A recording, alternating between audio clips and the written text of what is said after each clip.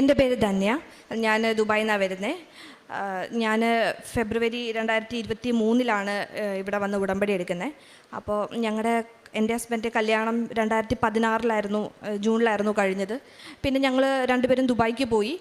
ഞങ്ങൾ രണ്ടുപേരും വർക്ക് ചെയ്യാണ്. ഞാൻ ലാബ് ടെക്നോളജിസ്റ്റാണ്, ഹസ്ബൻഡ് നേഴ്സാണ്. അപ്പോൾ ഞങ്ങൾ രണ്ടുപേരും ദുബായിൽ വർക്ക് ചെയ്തുകൊണ്ടിരിക്കുന്ന സമയത്ത് 2019 ഞാൻ പ്രഗ്നൻ്റ് ആയി. അപ്പോൾ ആ പ്രഗ്നൻസിയും ഇതുപോലെ തന്നെ ഗ്രോത്ത്, ഹാർട്ട് ബീറ്റ് ഇല്ല. ഒരു 7-8 ആഴ്ചയുടെ വളർച്ച മാത്രമേ ഉള്ളൂ. അത് കഴിഞ്ഞ് വളർച്ച സ്റ്റോപ്പായിപ്പോയി. പിന്നെ നമുക്ക് വേറെ ഒന്നും ചെയ്യാനില്ല, അതാണ് നമുക്ക് ഇത് കണ്ടിന്യൂ ചെയ്യാൻ പാടില്ല എന്ന് ഡോക്ടർ പറഞ്ഞു. അപ്പം നമുക്ക് ഒത്തിരി സങ്കടമായിരുന്നു. എൻ്റെ ഹസ്ബൻഡ് ഞങ്ങളുടെ ഇടയ്ക്ക് തന്നെ ഞങ്ങളുടെ വിവാഹ ജീവിതത്തിൻ്റെ ഒരു ടോൺ തന്നെ മൊത്തത്തിൽ മാറിപ്പോയി. കാരണം ഇത്രയും വർഷങ്ങളായിട്ട് കുഞ്ഞുങ്ങളില്ല, അതിൻ്റെ സങ്കടം. പിന്നെ ഹസ്ബൻഡും ഒറ്റ മോനാണ്, പാരൻസും മരിച്ചുപോയി. ഞങ്ങൾ ഒറ്റയ്ക്ക് ഇങ്ങനെ വല്ലാത്തൊരു ലോൺലിനെസ് ഫീലിംഗ് ഒക്കെ ആയിരുന്നു. അപ്പം ആരോഗ്യ പ്രശ്നങ്ങളൊന്നും ഞങ്ങളുടെ പല ഡോക്ടർമാരെയും കാണുന്നുണ്ടെങ്കിലും ആരും ഒരു പ്രശ്നവും പറയുന്നില്ല. പ്രഗ്നൻ്റ് ആവുന്നുണ്ടല്ലോ, അപ്പം ഇനിയും ആയിക്കോളും, പ്രശ്നമൊന്നുമില്ല എന്നുള്ള രീതിയിലായിരുന്നു പല ഡോക്ടർമാരെ ഞങ്ങൾ കാണിച്ചപ്പോൾ ഞങ്ങൾക്ക് കിട്ടിയ വിവരം. അപ്പം 2023 അതുവരെ ഞങ്ങൾക്ക് 8ാമത്തെ വർഷമാണ് ഞങ്ങളുടെ വിവാഹം കഴിഞ്ഞിട്ട്. അപ്പം ഇത്രയും വർഷമായിട്ടും കുഞ്ഞുങ്ങളില്ലാത്തതിൻ്റെ വല്ലാത്തൊരു മാനസികമായിട്ടുള്ളൊരു സങ്കടം ഞങ്ങൾക്കുണ്ടായിരുന്നു. അപ്പം എന്നെ കല്യാണം കഴിച്ചിരിക്കുന്നത് ഇവിടെ ആലപ്പുഴ അടുത്ത് തന്നെയാണ്. പക്ഷേ ഇത്ര അടുത്ത് കിടന്നിട്ടും ഇവിടെ ഇങ്ങനെ കൃപാസനം കേട്ടിട്ടുണ്ടെങ്കിൽ പോലും പലപ്പോഴും വരണം വിചാരിക്കാനാണ് ഇതുവരെ നടന്നിട്ടില്ല. അപ്പം ഞങ്ങൾ 2023 എൻ്റെ ഒരു ഫ്രണ്ട്, എൻ്റെ കൂടെ വർക്ക് ചെയ്യുന്ന മെർലിൻ എന്ന് പറഞ്ഞൊരു ഫ്രണ്ടിൻ്റെ ചേച്ചിക്ക് വേണ്ടി ഇങ്ങനെ ഉടമ്പടിയൊക്കെ എടുത്ത് പ്രാർത്ഥിച്ചതിൻ്റെ പല അനുഭവങ്ങളും എന്നോട് പറയും. അത് എനിക്ക് വല്ലാണ്ട് എന്നെ ഇൻഫ്ലുവൻസ് ചെയ്തു. അങ്ങനെ ഉടമ്പടി എടുക്കാനായിട്ട് ഞാനൊരു 2-3 ദിവസം ലീവ് എടുത്ത് ദുബായിൽ നിന്ന് ഞാൻ ഒറ്റയ്ക്ക് വന്നു. ഇവിടെ വന്നു, ഉടമ്പടി എടുത്തു, പ്രാർത്ഥിച്ചു. അച്ഛൻ പറഞ്ഞ എല്ലാ കാര്യങ്ങളും ഞാൻ ഫോളോ ചെയ്യാൻ ശ്രമിച്ചു. മാക്സിമം എൻ്റെ കഴിവിൻ്റെ പരമാവധി ഞാൻ ഫോളോ ചെയ്തു. അപ്പോൾ ഞങ്ങൾക്ക് ഈ ഉടമ്പടി എടുക്കുന്ന തൊട്ട് മുമ്പത്തെ മാസം ഞങ്ങളോട് ദുബായിൽ നിന്ന് ഫൈനലി ഡോക്ടർ പറഞ്ഞിരുന്നു, നിങ്ങൾക്ക് IVF അല്ലാണ്ട് വേറെ ഒരു പോസിബിലിറ്റിയും കാണുന്നില്ല. ലാസ്റ്റ് മിനിറ്റാണ് ഞങ്ങൾ അറിയുന്നത് ഹസ്ബൻഡിന് ചെറിയൊരു ഇഷ്യൂ ഉണ്ട് കൗണ്ടിൻ്റെ. അപ്പം അതുകൊണ്ടാണ് പ്രഗ്നൻ്റ് ആവുന്നെങ്കിലും ഗ്രോത്ത് മുന്നോട്ട് പോകാത്തത്, അതങ്ങനെ സ്റ്റോപ്പായി പോകുന്നു. നിങ്ങൾക്ക് 1% മാത്രമേ ചാൻസ് ഉള്ളൂ നോർമലായിട്ട് പ്രഗ്നൻ്റ് ആവാനായിട്ട്. പക്ഷെ അതും ഇന്നത്തെ കാലത്ത് നടക്കത്തില്ല. നിങ്ങൾ IVF ചെയ്ത് വെറുതെ ഏജ് കളയേണ്ട, സമയം പോകുന്നു, 7-8 വർഷമായില്ലേ വിവാഹം കഴിഞ്ഞിട്ട്. അപ്പോൾ IVFൻ്റെ പ്രൊസീജിയറൊക്കെ ഡോക്ടർ എക്സ്പ്ലെയിൻ ചെയ്ത് തന്നു ഞങ്ങൾക്ക്. അപ്പം ഞങ്ങൾക്ക് 2 പേർക്കും അതങ്ങോട്ട് മാനസികമായിട്ട് ഉൾക്കൊള്ളാൻ കഴിയുന്നില്ല. ആ പ്രൊസീജിയേഴ്സൊക്കെ കേട്ട ശേഷം അതിലെന്തോ ഒത്തിരി വിഷമമുള്ള കാര്യങ്ങൾ ഞങ്ങൾക്ക് പിന്നെ വീട്ടിൽ ചെന്നിരുന്ന് സംസാരിച്ചപ്പോഴൊക്കെ മനസ്സിലായി. അങ്ങനെ ഞങ്ങൾ ഫൈനലി ഡിസൈഡ് ചെയ്തു. ഹസ്ബൻഡും പറഞ്ഞു, ധന്യ നമുക്ക് ഉടമ്പടി എടുത്ത് പ്രാർത്ഥിക്കാം, പരിശുദ്ധ അമ്മ തരികയാണെങ്കിൽ നമുക്ക് മതി, ഇല്ലെങ്കിൽ നമുക്ക് വേണ്ട, നമുക്ക് ഒരുമിച്ച് സ്നേഹിച്ചങ്ങ് ജീവിക്കാം. അമ്മ കനിഞ്ഞ് തരികയാണെങ്കിൽ മാത്രം മതി നമുക്കൊരു കുഞ്ഞ് എന്നുള്ള രീതിയിൽ ഞങ്ങളൊരു തീരുമാനം എടുത്തു. ഞാൻ ഇവിടെ ഡയറക്റ്റ് വന്നു, ഉടമ്പടി എടുത്തു. നേർച്ച വസ്തുക്കളൊക്കെ എല്ലാം അച്ഛൻ പറഞ്ഞ പോലെ തന്നെ ഞങ്ങൾ ഫോളോ ചെയ്തു. ഞാൻ തിരിച്ച് ദുബായിൽ പോയി. പ്രാർത്ഥനകളൊക്കെ ഡ്യൂട്ടിയൊക്കെ, ഇപ്പം നൈറ്റ് ഡ്യൂട്ടിയൊക്കെ ആണെങ്കിൽ ഞാൻ ഡ്യൂട്ടിക്ക് പോകുമ്പോൾ തിരികെ കൊണ്ടുപോകും രാവിലത്തെ പ്രാർത്ഥന ചെല്ലാനായിട്ട്. കാരണം ഞാൻ തിരിച്ച് വീട്ടിലെത്തുമ്പോൾ രാവിലെ 8 മണിയാവും. അപ്പം രാവിലെ 5 മണിക്ക് തന്നെ ഞാൻ എൻ്റെ ഡ്യൂട്ടി സ്ഥലത്ത് സ്റ്റോർ റൂമിൽ ചെന്ന് അടച്ചിരുന്ന് എൻ്റെ തിരി കത്തിച്ച് ഉടമ്പടി പുസ്തകമൊക്കെ ആയിട്ട് ഞാൻ അവിടെ ഇരുന്ന് ഞാൻ പ്രാർത്ഥിക്കുന്നു. ഒരു സമയം എനിക്കൊരു കുഞ്ഞിനെ, ഞങ്ങൾക്ക് 2 പേർക്കും ഒരു ആരോഗ്യമുള്ളൊരു കുഞ്ഞിനെ കിട്ടിയേ തീരുള്ളൂ. അമ്മ തന്നെ ധാരമായിട്ട് തരണം, അല്ലാണ്ട് ഞങ്ങൾക്ക് വേറെ ഒരു വഴിയുമില്ല, ഡോക്ടർമാർ തന്നെ പറഞ്ഞു എന്നുള്ള രീതിയിൽ ഞാൻ പ്രാർത്ഥിച്ചു. പിന്നെ എന്നും ഞാൻ ഉടമ്പടിത്തായാലും എൻ്റെ വയറിൽ കുരിശ് വരച്ച് പ്രാർത്ഥിക്കുമായിരുന്നു. ഞാനും ഹസ്ബൻഡും ഒരുമിച്ച് വീട്ടിലുള്ള സമയങ്ങളൊക്കെ ഒരുമിച്ചിരുന്ന് പ്രാർത്ഥിക്കുകയൊക്കെ ചെയ്യുന്നതിൻ്റെ ഫലമായിട്ട് ഞങ്ങൾക്ക് ഈ ഏപ്രിൽ മാസം ആരോഗ്യമുള്ളൊരു മോളെ പരിശുദ്ധ അമ്മ ഞങ്ങൾക്ക് തന്നു. മോക്ക് കൃപ എന്ന മീനിങ് വരുന്ന ഹന്ന എന്ന പേരിട്ടേക്കുന്നത് തന്നെ. പ്രഗ്നൻ്റ് ആയ സമയത്ത് തന്നെ ഡോക്ടർമാർ ഒത്തിരി കോംപ്ലിക്കേഷൻസ് ഒക്കെ പറയുന്നുണ്ടായിരുന്നു. ഗ്രോത്ത് റിട്ടാർഡേഷൻ ഉണ്ട്, ഗ്രോത്ത് കുറവുണ്ട്. അപ്പം പിന്നെ എനിക്ക് പ്രഗ്നൻ്റ് ആയ ആ മാസം തൊട്ട് എല്ലാ 40 ഡേയ്സ് കൂടുമ്പോഴും പനി, നല്ല ഹൈ ടെമ്പറേച്ചർ, ചുമ. ഓരോ വട്ടവും ഓരോ ബുദ്ധിമുട്ട് വരുമ്പോൾ ഡോക്ടർമാരെ കാണുമ്പോഴും അവരൊക്കെ നെഗറ്റീവായിട്ട്, അതായത് ഈ സമയത്ത് പനി അത്ര ഭയങ്കര റിസ്ക്കാണ്, കാരണം എനിക്ക് അൾസറിൻ്റെ ഇഷ്യൂ ഒക്കെ നേരത്തെ ഉണ്ടായിരുന്നത് കൊണ്ടും നേരത്തെ പ്രീ ടൈം ഡെലിവറിയൊക്കെ നടക്കാൻ ചാൻസ് ഉണ്ട്. അപ്പോൾ വളരെയധികം സൂക്ഷിക്കണം.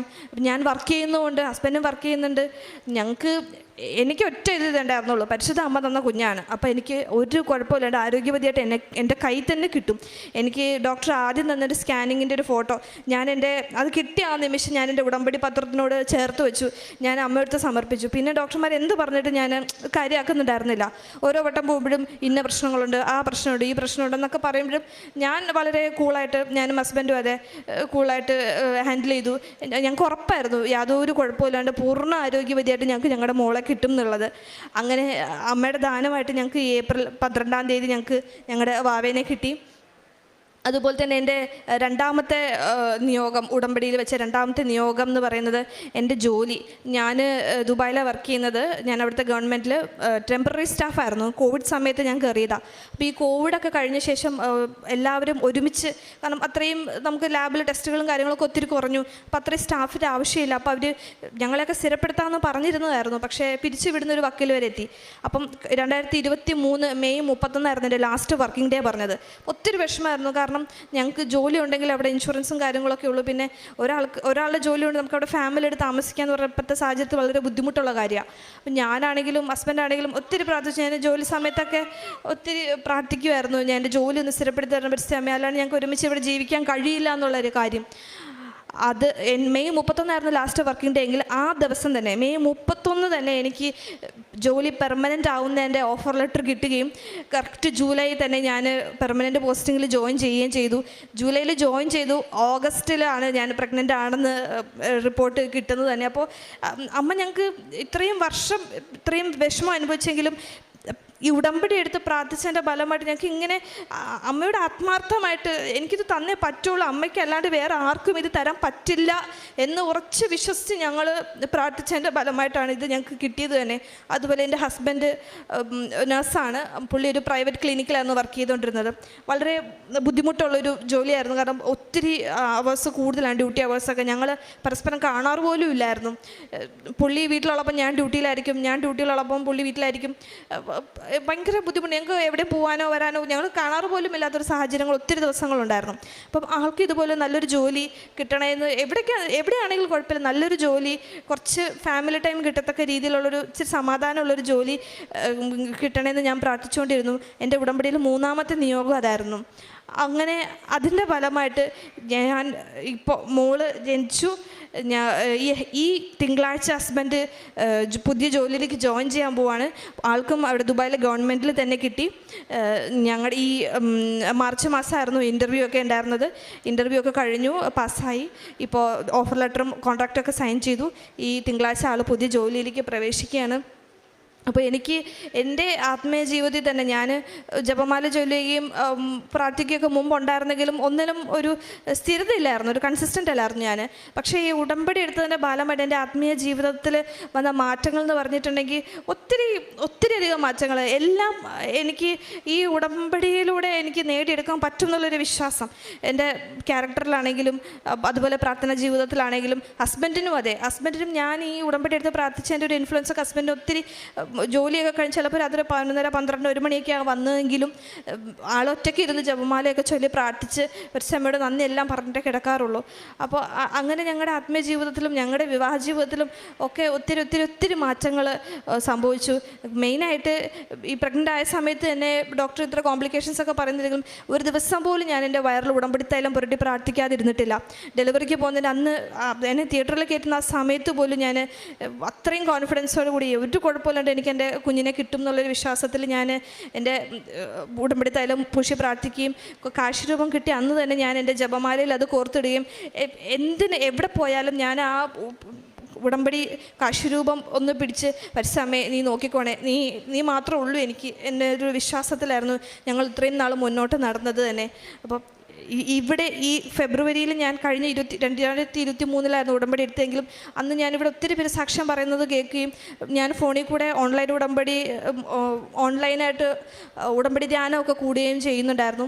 പിന്നെ ഇവിടെ വരുന്ന സാക്ഷ്യങ്ങളൊക്കെ ഞാൻ കേൾക്കുകയുണ്ടായിരുന്നു. അപ്പോൾ അതിനൊക്കെ ഒത്തിരി ഇൻഫ്ലുവൻസ് ഒത്തിരി ഇൻഫ്ലുവൻസ് ഞങ്ങൾക്ക് കിട്ടുകയും എങ്ങനെയാണ് ഇത് ഉടമ്പടി വർക്കൗട്ട് ചെയ്യുന്നത്, എങ്ങനെയാണ് നമുക്ക് ആ കൃപ, ആ ഗ്രേസ് നമുക്ക് കിട്ടുന്നതെന്നും എല്ലാം ഞാൻ ആ സാക്ഷ്യങ്ങളിലൂടെയൊക്കെയാണ് ഞാൻ പഠിച്ചത്. ഹസ്ബൻഡും അതുപോലെ തന്നെ ഒത്തിരി സാക്ഷ്യങ്ങളൊക്കെ പുള്ളിയും കേൾക്കുമായിരുന്നു.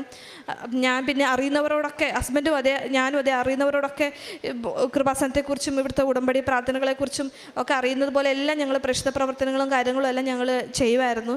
അപ്പോൾ ഇത്രയും വലിയ അനുഗ്രഹങ്ങൾ നൽകിയ പരിശുദ്ധ അമ്മയ്ക്ക് ഒരുപാട് ഒരുപാട് ഒരുപാട് നന്ദി പറയുന്നു. പരിശുദ്ധ അമ്മയുടെ മധ്യസ്ഥതയിലേറെ പ്രത്യേകിച്ച് അവർക്ക് 8 വർഷത്തിന് ശേഷം ഒരു കുഞ്ഞിനെ ലഭിച്ചു എന്നുള്ളതാണ് ഏറ്റവും പ്രധാനപ്പെട്ട സാക്ഷ്യം. അത് ആദ്യമായിട്ട്, അതായത് 8 വർഷം എന്ന് പറയുമ്പം എല്ലാ കാര്യങ്ങളും ചെയ്യും. പിന്നെ IVF മാത്രമാണ് ഒരു സാധ്യത പറഞ്ഞാൽ. അതിനുശേഷം ഇവർ ഇവിടെ വന്ന് ഉടമ്പടി എടുത്തിട്ട് മാതാവിനോട്, ഇപ്പം ഈ മകള് സാക്ഷ്യത്തിൽ നിന്ന് മനസ്സിലാക്കിയോളം അത്രയും ഹൃദയമുരുകി മാതാവിനോട് പറഞ്ഞു, മാതാവ് നീ നൽകുമെങ്കിൽ മാത്രം ഒരു കുഞ്ഞിനെ ഞങ്ങൾക്ക് മതി എന്നുള്ള പ്രാർത്ഥന മാതാവിന് സമർപ്പിച്ചിട്ട് ഉടമ്പടിയിൽ വിശ്വസ്തയോടെ നിലനിന്നു എന്നുള്ളതും. അപ്പം മാതാവ് ഉടൻ തന്നെ ആ പ്രാർത്ഥനയ്ക്കൊരു മറുപടി കൊടുക്കുകയും ഒരു കുഞ്ഞുമായിട്ട് ഈ അൾത്താരയിൽ വന്ന് നിൽക്കുവാനായിട്ട് ദൈവം ഇടവരുത്തി. അപ്പോഴും ഒരു മെറിറ്റ് കുറവുകളെല്ലാം ഒരുപാട് ടെസ്റ്റിൽ കണ്ടെത്തുമ്പോഴും ദൈവമാണ് ഈ കുഞ്ഞിനെ നൽകിയെന്ന് ഈ കുടുംബം ബോധ്യപ്പെടുത്തുന്ന രീതിയിലുള്ളൊരു ദൈവിക ഇടപെടലാണ് ഈ ഒരു കാര്യത്തിൽ നടന്നിട്ടുള്ളത്. സാക്ഷ്യം പ്രാർത്ഥനയോടെ പരിശോധിക്കുമ്പോൾ വ്യക്തമാണ്. ഇപ്പോൾ രണ്ടാമത്തെ കാര്യം, ഉടമ്പടിയിൽ വ്യക്തമായിട്ട് നിലനിൽക്കുവാനുള്ളൊരു തീക്ഷ്ണമായ ഒരു പരിസരമുണ്ട്. അതിപ്പോൾ ഡ്യൂട്ടിയുടെ സമയത്താണെങ്കിൽ പോലും. അപ്പോൾ സാക്ഷ്യത്തിൽ ഒരാൾക്കൊരു അനുഭവം ലഭിച്ചു എന്ന് പറയുമ്പം ആ അനുഭവം ലഭിക്കുവാൻ വേണ്ടി അദ്ദേഹം എടുത്ത കുറേയേറെ ജീവിതത്തിലെടുത്ത സമയവും അതിൻ്റെ പ്രയോറിറ്റിയിലൊക്കെ വന്ന മാറ്റങ്ങളും എല്ലാം നമ്മൾ ശ്രദ്ധിച്ച് കേൾക്കേണ്ടതുണ്ട്. അപ്പം ഏത് സമയത്താണെങ്കിലും ഉടമ്പടിയിലുള്ള നിബന്ധനകൾ അത് കൃത്യമായിട്ട് പാലിക്കാനായിട്ടുള്ള ശ്രമമുണ്ടെന്ന്. ഉടമ്പടിയിലെ തൈലമാണെങ്കിലും എല്ലാ ദിവസവും അത് മുടങ്ങിയിട്ടില്ല. ഒരു സ്ഥിരതയെക്കുറിച്ചാണ് അവസാനം പറയുന്നത്. ഒരു പ്രാർത്ഥനയാണെങ്കിലും ഒരു സ്ഥിരതയില്ലാത്തൊരു പ്രാർത്ഥനാ ജീവിതത്തിൽ നിന്ന് ഉടമ്പടി എന്ന പ്രാർത്ഥനയിലൂടെ കൂടുതൽ സ്ഥിരതയിലേക്ക് വരുന്നു. അതിന് വ്യക്തമായിട്ട് ആ പ്രാർത്ഥനയുള്ള സ്ഥിരതയ്ക്ക് ദൈവം ഒരു കുഞ്ഞിൻ്റെയും ഒപ്പം അതിന് സമയം, നിങ്ങൾ ആ സമയങ്ങളെല്ലാം ശ്രദ്ധിക്കുന്നത്.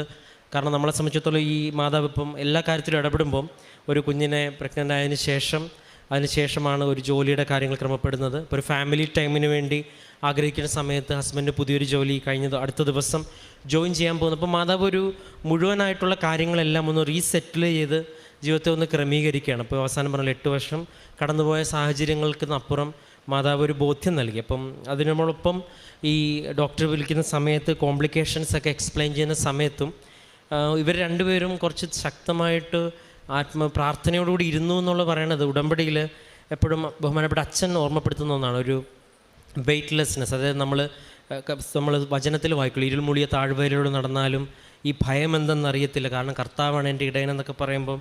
കാരണം ജീവിതത്തിൽ ഏത് പ്രശ്നങ്ങളും നടുവിലൂടെ പോകുമ്പോഴും നമ്മളിങ്ങനെ പതറാതെ ഇടറാതെ മുൻപോട്ട് പോകാനായിട്ട് ഉടമ്പടി എടുത്ത വ്യക്തികൾ സാക്ഷ്യം പറയുമ്പോൾ അത് അങ്ങനെ അവർക്ക് പറ്റുന്നുണ്ട് എന്ന് പറയുമ്പം അതിൽ ഇപ്പോൾ ഒരുപാട് ഡോക്ടർമാരുടെ തന്നെ സാക്ഷ്യങ്ങൾ ഇങ്ങനെ രൂപപ്പെടുത്തുന്ന ഇങ്ങനെ അനുഭവിച്ചിട്ടുള്ള കാര്യങ്ങൾ നമ്മൾ സാക്ഷ്യത്തിലുണ്ട്.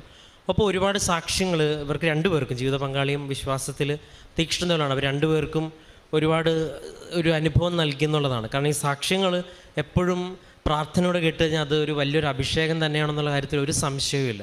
കാരണം സാക്ഷ്യങ്ങൾ ഒരു വ്യക്തി ചുരുങ്ങിയ വാക്കുകളിലാണെങ്കിലും അവരുടെ ജീവിതത്തിൽ അവർ കണ്ട ദൈവാനുഭവത്തെക്കുറിച്ച് പറയുന്നതാണ്. അത് ആര് പറയുമ്പോഴും അത് നമ്മൾ പ്രാർത്ഥനയോടെ കേൾക്കുമ്പം വ്യക്തമായിട്ട് ഇതുപോലെ ഒരുപാട് കാര്യങ്ങൾ നമുക്ക് മനസ്സിലാവും. പേരെ പ്രത്യേകിച്ച് കുഞ്ഞുമായിട്ട് പരിശുദ്ധ അമ്മ നൽകിയ പ്രാർത്ഥിച്ച് മേടിച്ച് ചോദിച്ച് വാങ്ങിയ ഈ അനുഭവം അനുഗ്രഹമായിട്ട് ഇന്ന് ഈ അൾത്താരയിൽ വരുവാനും അത് നമ്മുടെ മുമ്പ് സാക്ഷ്യമായിട്ട് പറയണ ദൈവം ഇടവരുത്തി.